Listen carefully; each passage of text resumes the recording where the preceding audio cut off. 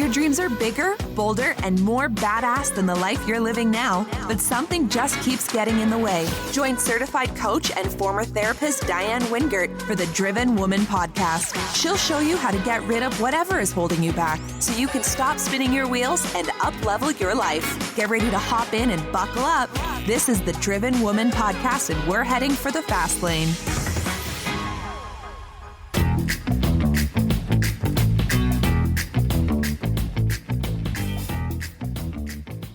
Hey there, driven women. You know, if you have a business, whether it's online or brick and mortar, you need to market. It's a fact of life because marketing means you have a steady stream of potential customers or clients. And unless you have a bunch of money to throw at advertising, marketing means content creation, whether it's a blog, a YouTube channel, or a podcast like this one. But most entrepreneurs and small business owners struggle with creating content because they don't have time. There's so many platforms, they don't know which one to choose. They don't know what kind of content to create. They don't consider themselves writers or speakers or performers, and they have trouble being consistent. Hello, ADHD. So I have invited the perfect guest to take the frustration out of content creation. My guest is coach and business development whiz, Jen Liddy. Jen is a former teacher turned entrepreneur, so she knows how to break things down in a way that just makes sense. And what makes sense gets done. So you're going to want to stick with us all the way to the end so you can learn Jen's 3-part strategy to eliminating your content creation frustration. It is so good, I use it myself.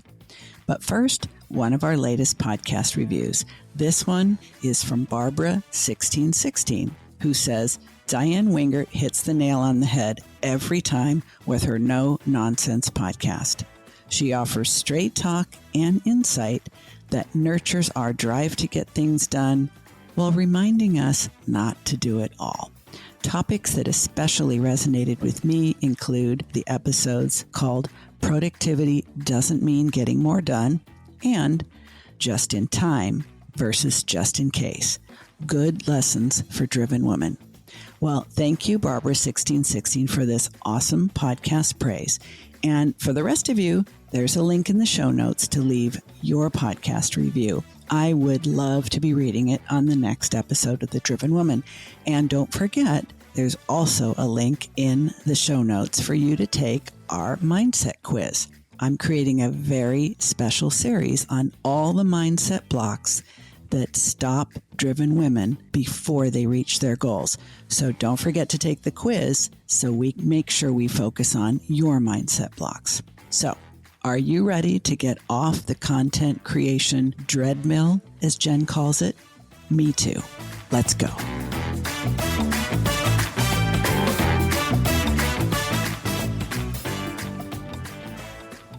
Well, I have really been looking forward to this conversation because, as most of you know, I am now exclusively online after having had a business in the real world for quite some time. So whenever I have the opportunity to connect with other women who have made the brave, courageous choice to leave a successful career behind and venture into the uncertainty and the wild, wild westness of the internet, I can't wait to get to know them. And today, my special guest is none other than Jen Liddy, who left a career as a teacher to become an online business coach who specializes in, among other things, content creation. So what we are going to talk about today is content creation frustration and how Jen is going to make it so much easier and more comfortable for all of us. Welcome, Jen. Well, thank you. Nice to be here. So content creation may not be something that every person listening knows about, but for those of us who, even if we have a brick and mortar business, it's become a necessity that you have a presence online, even if you just have a single one-page website. But for those of us who actually connect with people, find customers and clients exclusively through the internet, we have to let people have a chance to get to know us first. And for those who aren't familiar, It's usually described as the know, like, and trust factor. After all, we don't hire total strangers unless someone close to us knows them really well and recommends this. So the way we get known, liked, and trusted online is often through content creation. But even though it's two little words, it's far from simple and far from easy. And I understand being a content creator can be one of the biggest headaches in the online world. So why do you think that is? Why is it so challenging for so many people? Well, there's so many reasons it's challenging, partly because it takes a lot of time when you're new to it. And one of the things that especially people who are in the growth phase of their business don't have is time. And so I'm already overwhelmed. I'm already overloaded. How am I now supposed to be blogging and on Instagram? And wait, I need to learn TikTok. And what about a podcast? Should I do a podcast? How about a YouTube channel? And so there's all of these plates that were already spinning, and now content creation comes, and everybody will learn that content creation is vital because you can't, like you said, you can't develop trust with people until you put some good, valuable stuff out there. Mm-hmm. But if you're, people can't really see me, but I'm putting air quotes around this. I'm not a good writer. I don't know what to say. It's already all been said before. And those are who am I and all of that. But let's start at the very, very beginning. Okay. When we say content creation, I think part of what hangs people up from the get-go is what type of content should I create? There are blogs, which have been around for a good little while, and they're a great way to create content. There's also podcasts. Both you and I have podcasts. There are YouTube channels. There are Facebook Lives. There are Instagram Lives. There's TikTok.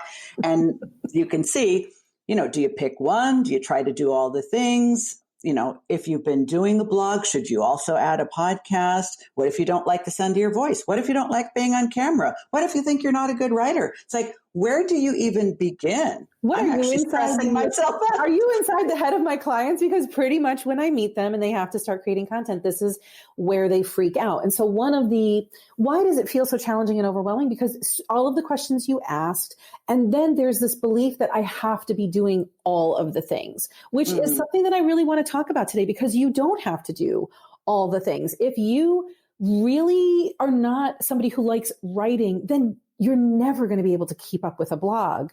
One of the most valuable things about creating content is the consistency, showing up all the time and letting your audience see you over and over and over again in lots of different ways. So if you don't like writing and you're like, no, I have to do a blog is what my business coach told me to do, but you hate it and writing takes you hours, then instead get on a video on a Facebook Live and just speak to your audience, or create a YouTube channel, or get on TikTok and make 1-minute videos, right? You have to find the groove that works for you while you're trying to speak to your audience. And you don't have to do all the things. In fact, so many people, when I'm meeting them, they have a Facebook page, an Instagram page, and they sometimes have a YouTube page. And then sometimes they have a blog, and they're trying to do all of them very well. And they're kind of like, maybe they're like consistently showing up in one space, but they're not consistently showing up in another place. And maybe they've got a LinkedIn that hasn't been seen in 2.5 years. So they've got all of this stuff and it feels heavy on them. So the very first thing we do is look at what feels the most natural to you. Where do you enjoy being? Where is your audience, and what's the intersection there, right? So, but can I say something? Just the C word, and this one I'm not talking about the content word. I'm talking about consistency. Yeah. My audience is the driven but distracted female entrepreneurs, creatives, and independent professionals. So consistency has been their nemesis for life. Didn't feel consistent as a parent. Don't feel consistent in their business. And now they have to consistently create content, which is why I was so eager to have Jen on The Driven Woman, because I'm a content creator now. I managed to squeeze out a blog post and a podcast episode every single week. And I've been doing that for almost a year. I never, ever would have thought it was possible, but she's absolutely right. streamlining and simplifying. But, what do you tell people? Because we work with a lot of the same people, I think. Mm-hmm. And they tend to be women who have come from other successful careers and are now in the online world, or they're adding an online arm to their business, or they're just wanting to learn how to use the online space to enhance their local business. But it's like, well, what if I don't know where my audience is? What if I don't have an audience? I mean, I love that you're saying we can give ourselves permission to actually choose the content platform that we would naturally enjoy doing. Because obviously, if you don't like it, you won't keep doing it, right, no matter how many people recommend it. But if you are early in the process of developing an audience and you really, maybe you can guess at what platform you might enjoy most, but how do you know if that's where the people that you want to help can be found? Well, this is where we're going to start talking about kind of the BS factor. There's people who may have been shooting all over you in your life, saying you should be on Instagram. You should be on Instagram. You should be on Instagram. But Instagram maybe doesn't resonate with you. Okay, right. So let's like press pause here and actually take a look at Instagram. What are the little things in Instagram that we can start to look at? Well, is your audience there? Who is your audience? And this is a very big key. If your audience is, the C-suite of and a male C-suite kind of executive, is he on Instagram? Probably not. You really want to start to think about who is my audience. And I know that sounds incredibly, ridiculously foundational, but so many people don't consider who is my audience and where do they want to hang out? So if you don't know exactly who your audience is, and I'm not talking, men ages 45 to 55 who work in the C-suite. I'm talking about what is this person's personality like? Where do they like to spend time when they are kind of trying to be offline or buffering or like just where will they go? Everybody indulges in social media at some point. So where does this person hang out? Where do they hang out? So the very first thing is like, you have to know your audience. And I meet a lot of women in the online space who are trying to grow an audience, and they are saying, I can help everybody. I can work with anybody. All of the, I have a client right now who is a young woman herself. She's in her late 20s. And she is trying to help other women, young women, like late teens, early 20s. And she's got this blanket statement about who that woman is. She's between 18 and 25. Is she a life coach by any chance? Yeah, she's a life coach. Yeah. Yeah. This is a classic thing in coaching, because you're so eager when you first get your coach training that you literally want to help everyone and think you can. 100%. You and I know that doesn't work, but it's where most people start with coaching. So she's really struggling with her audience because she doesn't quite know who her audience is. She knows that it's this demographic, but she's not even considering the deeper niche of this audience. Is this an audience who is going to college or is in college and about to graduate college? Is this an audience who has anxiety? Is this an audience who has anxiety and ADHD? Is this an audience who has anxiety and depression? Like, if she could just get more focused, it would be easier to use Instagram to find her audience by going into hashtags and looking exactly for where those people are hanging out on Instagram. Because she's smart that, like, yes, they're probably on Instagram. They're not on Facebook. They're not on LinkedIn. So she's at least in the right place, but now she has to tweak it and really understand those exact people's hashtags that they're using, who they're following, and get into conversations with them online, which leads me to the next thing. This is all uncomfortable crap that we have to do. This is all about like reaching out to people or connecting with people or being seen and being judged. Like, all of that visibility garbage comes up. And that's another reason why this is so hard, because none of us wants to be judged. And until we get cool with the fact that people are definitely 100% going to judge us, none of the content creation is going to feel easy. Yeah. And actually, this is such a good point. I'm glad you're bringing up the mindset stuff, because it's so true. I have seen people spend an enormous amount of time creating content and then not putting any. I had a client who, I think she said she had a year's worth of blog posts all lined up. And I said, that's fantastic. How many of them have you published? Long pause. And I'm like, what's happening? Well, I'm getting ready to launch the blog. Well, you can't launch with 100. I mean, you wouldn't want to do that. But I realized this is an elaborate procrastination scheme based on perfectionism, based on fear of being judged, being seen, being known. I mean, it's like the flip side of know, like, and trust. Mm-hmm. I think we're all terrified that once they know us, they won't like us and they won't trust us. And they might even shame us online and everyone else will see it. It's like we're going back to high school and there's no way to hide. That's right. I'm just curious. I know this isn't specifically content creation, but you must help your clients with this or they won't be able to create content and push it out in the world. Yeah. The first hurdle is, how do I create content? Okay, I teach you that. The second hurdle is, I'm terrified to put it out there. And so that, yes, you're dead on. Mm-hmm. It's all about your marketing mindset. And the problem is, we have all been marketed to by somebody, someone, or something that has felt really, really crappy to us. Mm-hmm. It's felt invasive. It's felt yucky. And we haven't liked it when it happens to us. So we have now taken that on and we're like, we don't want to do that to other people. We don't want to make other people feel crappy. So a lot of what I help my clients get into alignment with is, what's the purpose behind your marketing? It's okay that you want to sell. It's okay that you have a business. Yes, you should want to make money. You should be making money. And you have to do your marketing in service to others. So I teach my clients to think about marketing is not like standing up with a bullhorn and speaking to everybody.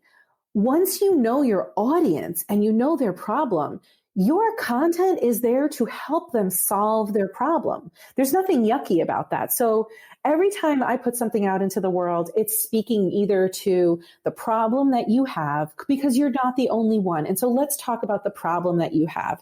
And now let me paint for you the potential transformation if you can put some changes into place.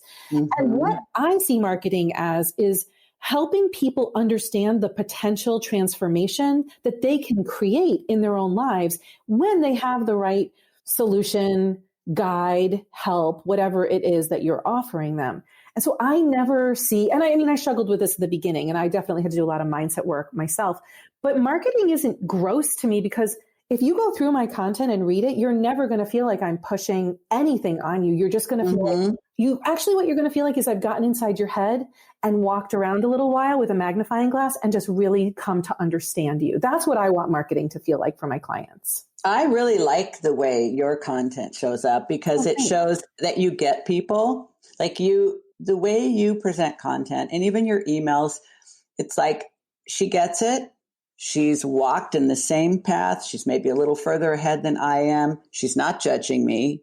She's going to make this easier and more fun. So we've been talking about all the people that do it badly and leave that, bitter aftertaste in our mouth and make us think, well, if that's how content creation looks, I want no part of it. Exactly. But the point is, you can do it however you choose to do it. Let's say you do decide to have a blog. It doesn't have to be a blog like any other blog. It can be as unique as you are. But what do you think some of the other myths are around content creation? I mean, we're going to keep talking about the consistency, because I know for my audience, that will be the most challenging part. Sure. Of course, there's the procrastination, there's the perfectionism, there's the fear of being judged, there's all of that. But consistency is a real challenge. But they have to get past these myths before they can even try to become consistent. So other than marketing is gross and people don't want to hear from you, what are some of the other myths and misunderstandings that hold people back? There's so much good stuff. The first is that you have to teach your audience everything you know in one fell swoop. I call that fire hosing. And because the women that we work with are brilliant women who know their stuff inside and out, they have a lot to share with their audience. So what they will think is, I have to tell my audience everything. And I've seen my friends and my colleagues do it. And I wish they would just stop fire hosing. I've done it, Jen. I have totally done it. In fact, I've seen people's eyes just get so big. It's like, it's overwhelming to the other person. They might be impressed with how much you know, but if they think, oh, geez, this is what it's going to be like working with her, where's the exit? Yeah. And I also want to apologize for my dog barking in the background because the UPS man came, because of course he did. Because of course. It's either that or the people mowing the lawns outside. So we're just going to keep on going. So what I like to do instead of fire hosing, and again, it's not that we're always trying to show people how much we know. It's that we're trying to help them with all that we have. But I want you to think about the last time you were in the car and a song came on and you liked that song, right? And then you were like, maybe there's even a better song on. So you go to the next station, and you go to the next station, you're constantly seeking the next good thing. That's what people are doing in their minds when they're reading our content. So we have to make it readable. So we need a lot of white space. We have to make it digestible. So we don't want to put 4 or 5 paragraphs. I mean, there is definitely a space for long form content, but on a social post, it has to be readable. It has to be digestible. And you don't want to give 10 steps in one blog post. Break that crap up into 10 blog or 10 social media posts. So it really has to be what I call fish food.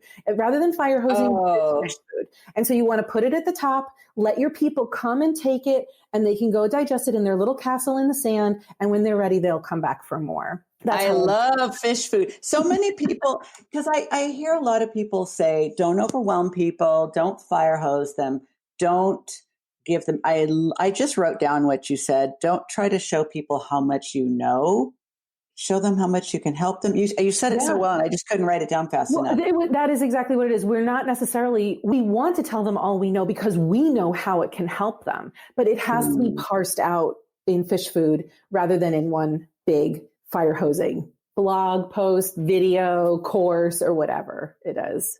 I'm guessing that another myth is that it should happen quickly. Because when you're talking about the fire hosing, I'm also wondering, are people thinking if I do this an accelerated way, then people will know, like, and trust me that much faster, and I'll get clients from this faster. But I've learned that establishing yourself online actually takes years, not months and not weeks. So is that one of the other myths that you have to come up against? I wrote that down because I wrote marathon and sprint on my notes to talk to you about today. And I think that there are a lot of gurus out there who don't do us any favors by placing the idea in our head that we should have a 6-figure business within the first 7 weeks of being in business, or even within the first year or 4. It took me 4 years to crack 6 figures. And during that time, I was consistent as hell. And it's easier to be consistent when you're not fire hosing people, when you don't have to write a lot all the time.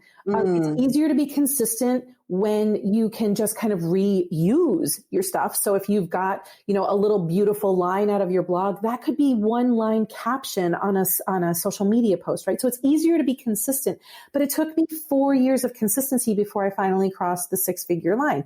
That is a marathon. And I think there are a lot of gurus out there who are like, spend your money on Facebook ads, get in front of other people's audiences, and it can happen quickly for you, and use my funnel and use my software. And it's so hard for us to watch all of these other people who, quote unquote, have come up overnight, but go look back at their chapter 1. I promise you, it has not been as meteoric of a rise as it seems to have been. I guarantee you it has been arduous, and it required clarity and consistency.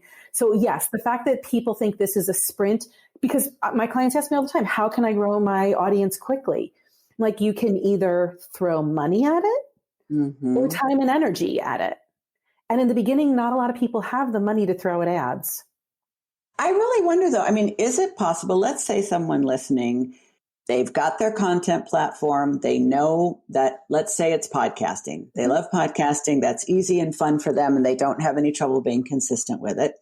But they don't have 4 years to hit 6 figures. They want to be able to walk away from their corporate job and replace their salary in a year. I hear people say this all the time. And I hate being the person to tell someone, they're not going to be able to achieve their dream. But I also don't appreciate how many marketing gurus have set people up for disappointment, and then they blame themselves. Of course. So if you can throw a lot of money at ads, can you actually create the know, like, and trust factor on an accelerated scale? I'm not an expert in Facebook ads, and that's a really good question. I still think you need to have the chops in your content Like, I think your content really has to be good for people to engage with it. And you also have to know exactly who your audience is. So remember, some of the people in your audience are completely unaware that they have a problem. In my case, it's most of them. Right.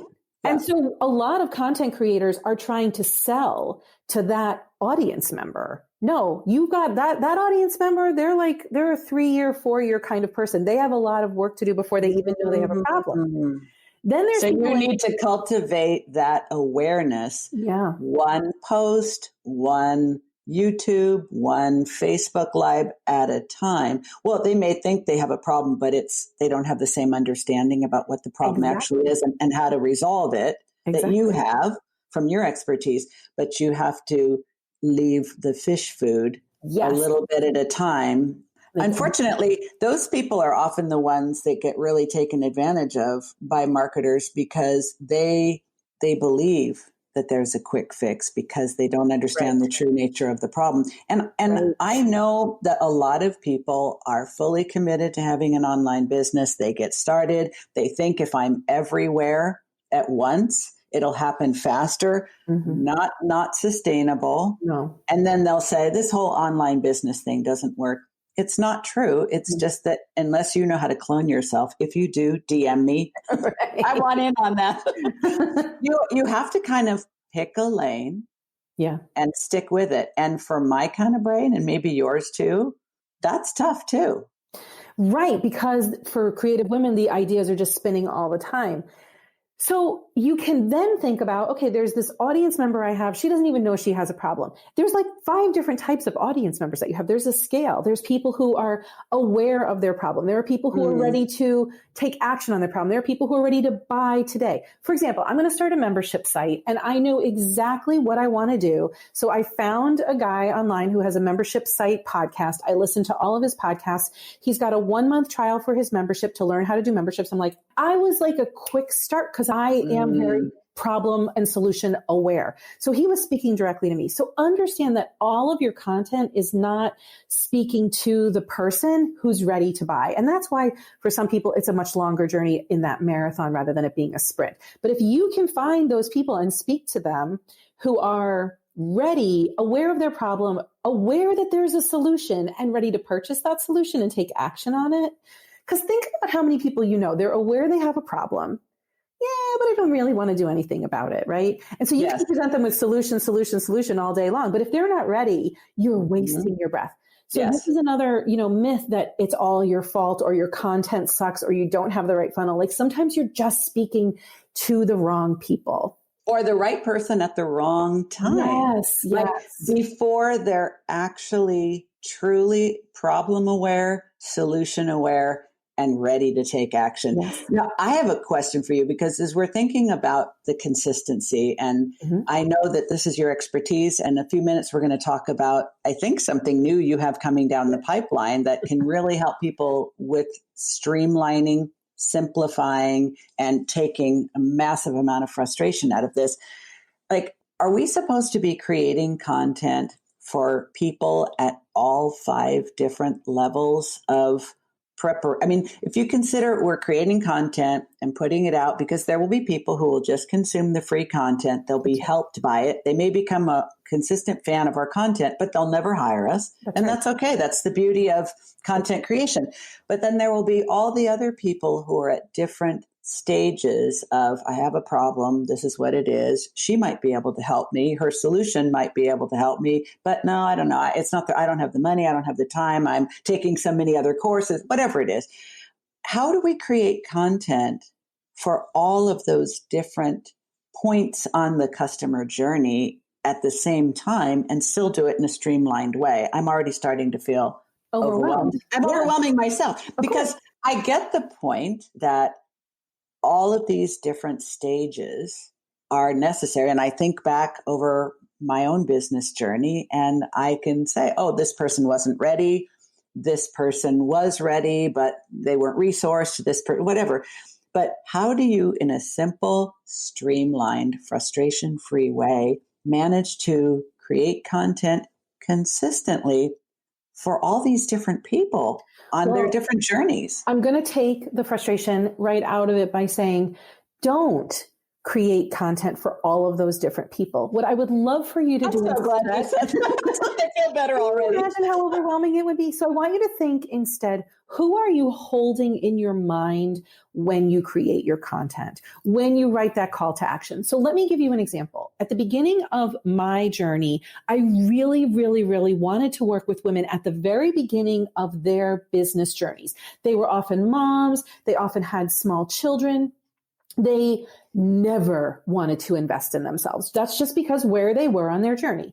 So my content, when I was writing my content at that point, I was really holding that woman in my mind, which meant a lot of my stories and focus and content was all about being a mom and not having a lot of time. And, it's summer vacation and making things cheap for them. And that content was good content because it helped them, but it never converted into sales. So I made a decision. I no longer want to work with women who aren't ready to invest in themselves, who don't have the time or energy to invest in their own businesses. So I don't hold that mompreneur in my mind anymore. Instead, I hold the woman in my mind who's in the middle of her business. And she's kind of been pinged around, bing, bing, bing, bing, bing, like a pinball. And she's gotten bounced around a little too much. And she's tired of running it kind of like a hobby. She's really ready to make some money. She wants to do this seriously. And she's ready to invest the time, the energy, and the funds into herself. So I just hold her in my mind when I'm creating. That means I don't talk about a lot of stuff anymore. It means I don't really talk about what it's like to have little kids or what it's like when your kids are like, it just means I'm really focused on her needs. Now, the best part of this is at the same time, can that mompreneur who's really dying to do this, but at the beginning of her journey benefit from what I have to say? Absolutely. But like my calls to action are not for her. They are for this other woman. That makes so much sense because I discovered I have a fan of the Driven Woman podcast by the title, by the show art, by the description, and by everything about every single episode. It's very clear that this podcast is for ambitious women who are falling short of their goals. But I found out one of my biggest fans is a guy. I'm like, how'd you sneak in here? Because instead, he just really likes what I have to say and the way I say it. So you're so right. I'm not talking to him. Right. But he heard me anyway. That's right. And that's why it's a target market. Like my target audience are these women, usually in midlife, usually mid business. But I got a client, she is literally at the very beginning. She knew she kind of did a preemptive strike and hired me because she didn't want to have the pinball effect. Like she wanted to just sail on through. She was smart enough to know that was coming her way and was able to sidestep it. Exactly. I want to be her. That just didn't happen. And she is cruising along, but she's not necessarily my target but everything I said resonated with her. So yeah. And you obviously can still help her. Of course. Yes. So we know we only have to really be in one place and create content for one platform and be consistent, speak to one customer, make it simple, repurpose, expect that it will take a while. Don't cave into any of those myths and misunderstandings about the 6 figures in 6 weeks or the it's all been said before and all of that. But if we have totally motivated, inspired, and lit a fire under somebody listening, what is one thing, even before your course is available or before they start jamming up your inbox and wanting to stampede to work with you, what's something they could actually put into place today and already feel some relief from that content creation frustration? Okay. This is my most favorite strategy. Creative women don't like this strategy because it requires them to plan a little bit, but it is a game changer. I want everybody to think about. I think we need to say that again because planning both for me and for my lady. Not a 4-letter word. Okay. I want you to think about your audience. That woman in your audience who would be perfect, your exact right client, right? I want you to think about her or whoever it is. And I want you to think about the biggest frustration that she's got that you help her solve. Now that could be perfectionism. It could be boundaries. It could be nutrition. It could be sugar. It could be sleep, whatever it is. I want you to think really big. Mm-hmm. And I want you to take that and think of that as your theme for the month. I'm going to talk about how I'm a health coach, and I'm going to talk about how a lack of sleep affects everything in your life. And I want you to break down lack of sleep as your big, big, big monthly topic.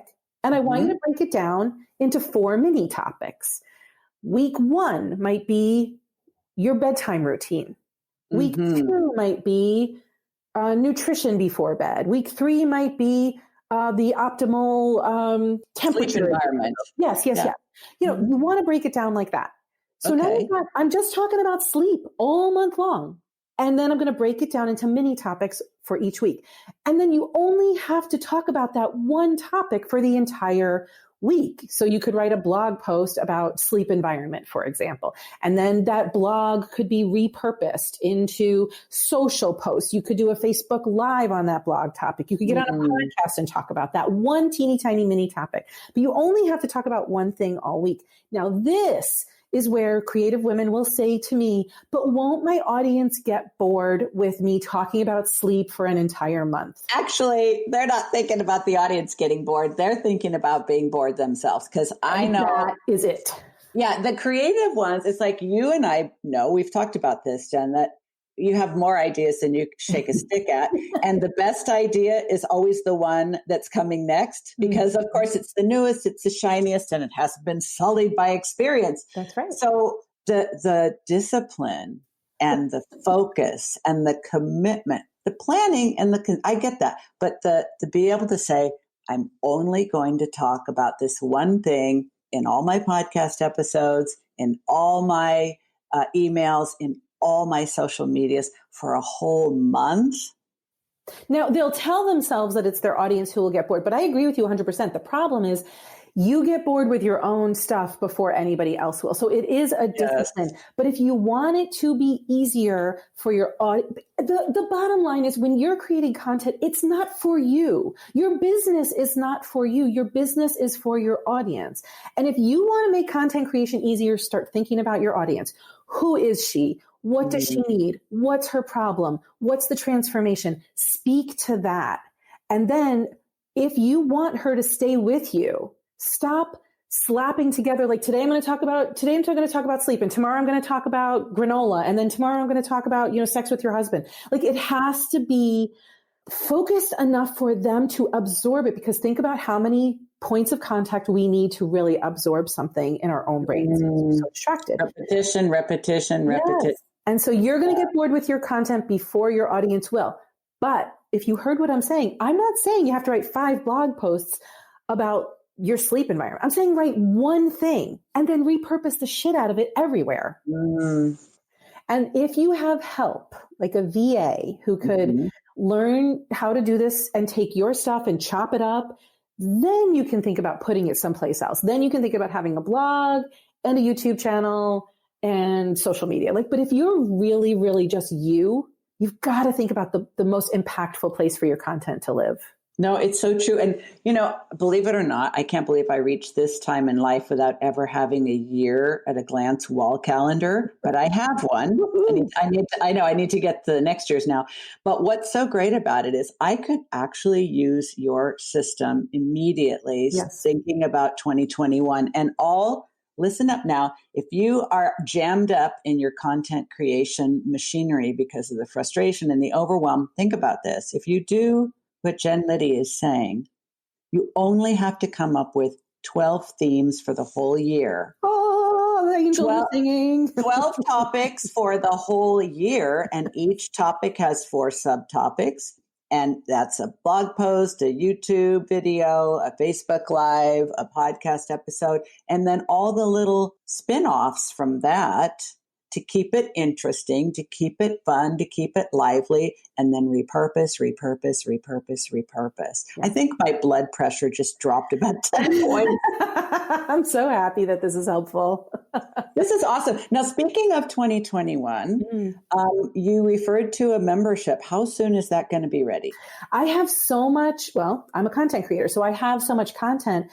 I really just need to kind of get it into Kajabi, name it, put it out there, price it, and get going. And I'm so excited to be able to serve more women at a lower price point, because up until now, people have only been able to work with me privately or in a mastermind. Exactly. And this is just a way for me to serve more people so that they can really start to take action.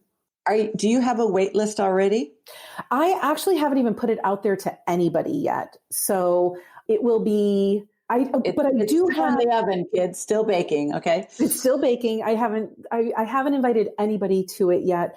But I do have a planner that your audience might like, the content creation planner. So basically what I taught today, it's in a planner form that they can download, and it's fillable. So they can just like write everything in there, their big topic, and then their 4 topics. There's models and examples, and then it teaches you how to repurpose your content too. So that might be. I love this. I'm going to grab this, and I'll tell you what, because I don't know exactly when this episode will air. Right.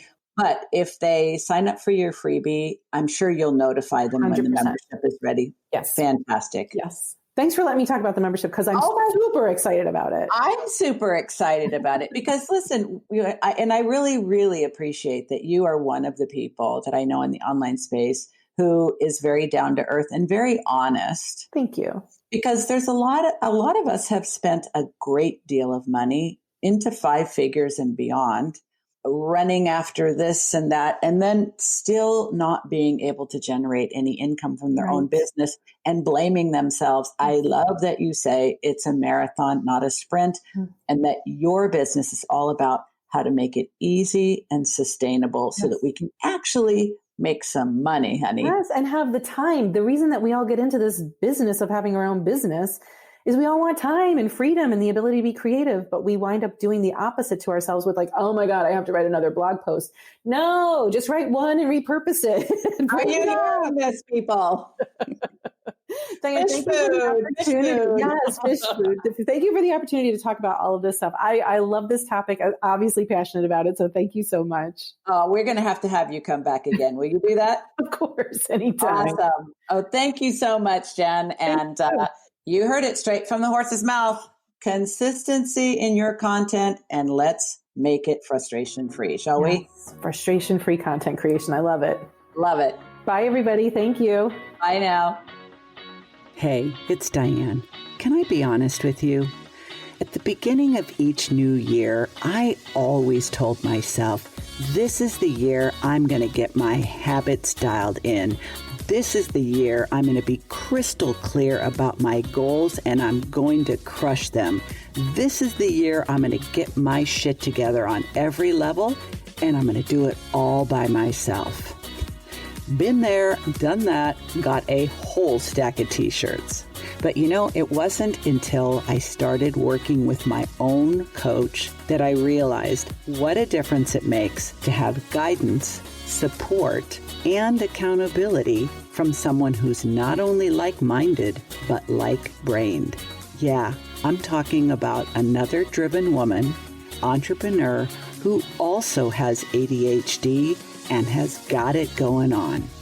I have 2 openings in my signature one-on-one 12-week coaching program, and one of them might have your name on it. There's a link to a free consult with me in the show notes if you think this might be the year that you really get serious and go all in on an ADHD-friendly business and life. While you're thinking about that, have a listen to what one of my clients' success stories has to say about the difference it made to work with me.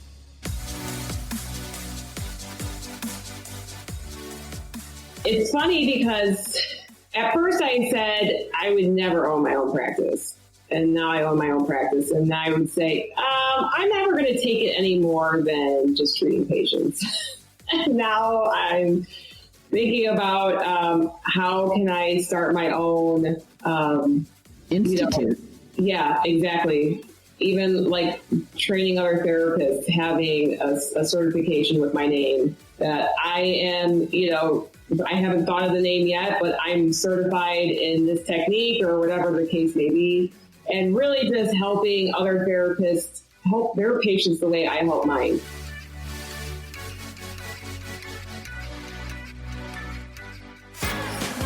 You've been listening to the Driven Woman Podcast with Diann Wingert. Want more straight talk and strategy each week that will take you from spinning to winning? Don't forget to hit subscribe in your podcast player so you won't miss a single episode. Then head on over to the Driven Woman free and private Facebook group community. See you there.